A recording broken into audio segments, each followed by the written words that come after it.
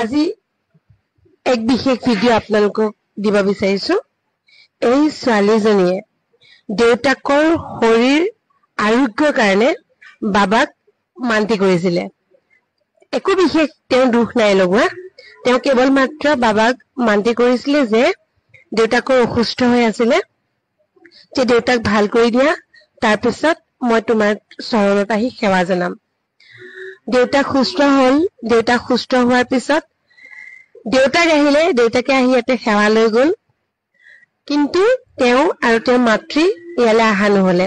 ভাবিছিলে মাক আৰু জীয়েক একেলগে আহিব বুলি, হয় ন মই কোৱাখিনি। তাৰপিছত দেউতাক আহি ইয়াতে সেৱা লৈ গ'ল, কিন্তু বাবাক মান্তি কৰিছিলে মাক আৰু জীয়েক একেলগে আহিব বুলি।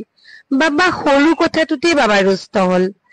ৰুষ্ট হৈ তেওঁ মূৰত খুব ডাঙৰকৈ জতা দিলে। মই ভিডিঅ' এটা কৰি থোৱা আছে, যদি পাৰো ইয়াতে এড কৰি দিম, আৰু নোৱাৰিলে তথাপি আৰু মুখেৰে কথাখিনি কৈছো। খুব টানকৈ আমাৰ হাতৰ মুঠিৰে দুমুঠি হ'ব ন, দুভাগ মানে দুমুঠি ডাঙৰ ডাঙৰ মুঠাৰে দুমুঠি মানে বাবাক খুব টান জতা দিলে।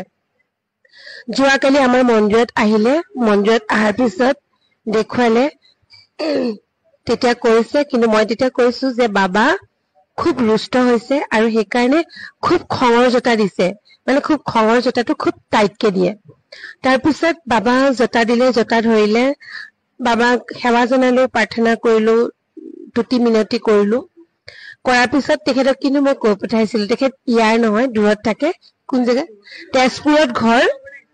তেজপুৰত ঘৰ। তেজপুৰৰ পৰা আহি শিৱসাগৰত আছিলে, তাৰ পৰা ইয়ালৈ আহিছে। ইয়াতে আহি সেৱা জনালে, তাৰ পৰা মোক ক'লে আমি আকৌ তেজপুৰলৈ গুচি যাম। মই তেতিয়া কৈছো যে ৰ'বচোন, কাইলৈ কিজানি আকৌ আপুনি আহিবলগীয়া হয়, আপোনাৰ জতা খোল খাই যাব পাৰে, হয়তো ৰাতিটোৰ ভিতৰত। কাইলৈ আপুনি আকৌ আহিবলগীয়া হ'ব পাৰে, হয়তো কাইলৈ আকৌ আপুনি আহিব জতা খোল খোৱাৰ পিছত। সঁচাই বাবাৰ কৃপা। তেওঁ মূৰত যি জতা ধৰিছিলে, এয়া জতা আজি আনি পেলাই মোক দেখুৱাইছেহি। আৰু ছোৱালীজনীৰ চুলিখিনি যথেষ্ট কাৰ্লি হয়, আৰু গতিকে কাৰ্লি চুলিত জতা যেতিয়া ধৰিছে, খুলিবলৈ বহুত কষ্ট হৈছিলে তেওঁ এইভাগ জতা। কিন্তু তেখেতসকলে কোৱা মতে এডাল এডালকে আছিলে জতা, আকৌ যেতিয়া বান্ধি থৈ দিলে সেইধৰণে গোট মাৰি গ'ল। তেওঁক মানস কৰিব কলো, কিবা আকৌ পুনৰবাৰ তেওঁ মানস কৰিলে। আৰু কালি ৰাতি অলপ বাকীখিনি আপুনি কওকচোন, কথাখিনি আপুনি। নমস্কাৰ। অগ্নিনাভ শিৱ মন্দিৰলৈ নমস্কাৰ জনাইছো। আমি নিয়মীয়া ভক্ত বুলিয়ে ক'ব পাৰি, অনলাইনৰ ভক্ত, অফলাইনৰো ভক্ত। মই নিয়মীয়াকে আহো, শিখাবাৰ লগত ভাল। গতিকে সেই মৰ্মে মই বহুত মানুহ, আৰু হয়তো ফল পাইও আছো, যি ভাবিছো আগলৈও পাই থাকিম বুলি আশা কৰি আছো। সেই মৰ্মে মোৰ এজনী ভাগিন হয়, তাইৰ মূৰত জতা অকনমান হ'ল বুলি ক'লে। তেতিয়া আমি কৈছো যে তুমি বাবাৰ নামত কিবা ভাবিছিলা নেকি ক'লো। তেতিয়া কৈছে দেউতাৰ কাৰণে ভাবিছিলো। এই বাকীখিনি কথা শিখাবাই ক'লেই। যিহেতু কালি আমি আহিলো, আহি পেলাই ইয়াতে শৰাই সঁফুৰা দি মেলি ছোৱালীজনীক শিখাবাৰ হাতেৰে চালে, চাই পেলাই কৈছে বাবা খুব খং হৈছে, তোমালোকে মানে সেৱা লোৱা।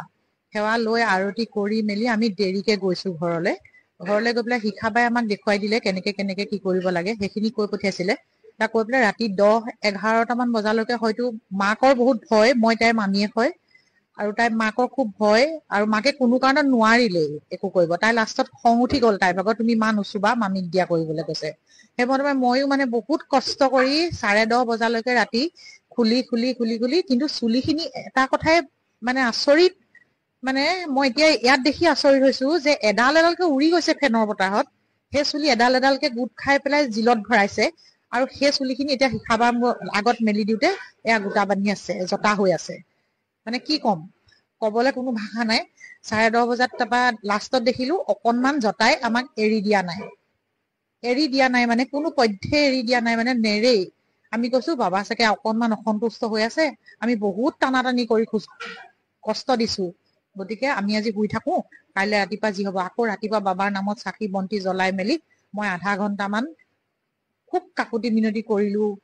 হয়তো চকু পানী ওলাইছে সেই মুহূৰ্তত, যেন কিবা এটা কৰিছো, হয়তো মোৰো ভুল হৈছে নেকি। মোৰ বহুত ভয় হৈছে, মই জতা ভাঙিছো বাবাৰ, সেয়াও হৈছে।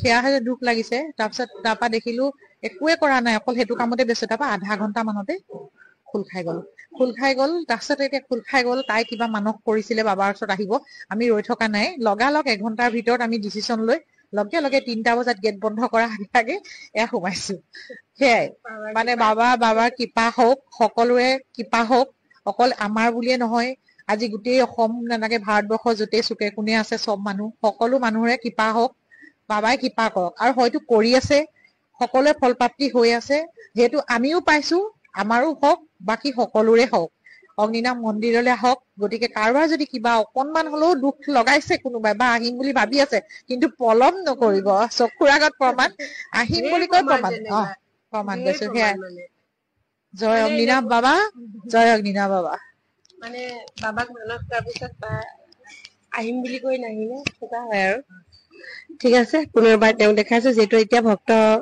নাই 3 বজাৰ লগে লগে আমাৰ মন্দিৰ গেট বন্ধ কৰা এতিয়া একদম তেওঁলোক 3 বজালে আগে পাইছে 10-15 মিনিট মান আগত আহিছে ধন্যবাদ সকলোৱে মংগল হওক তাই কামনা কৰিছো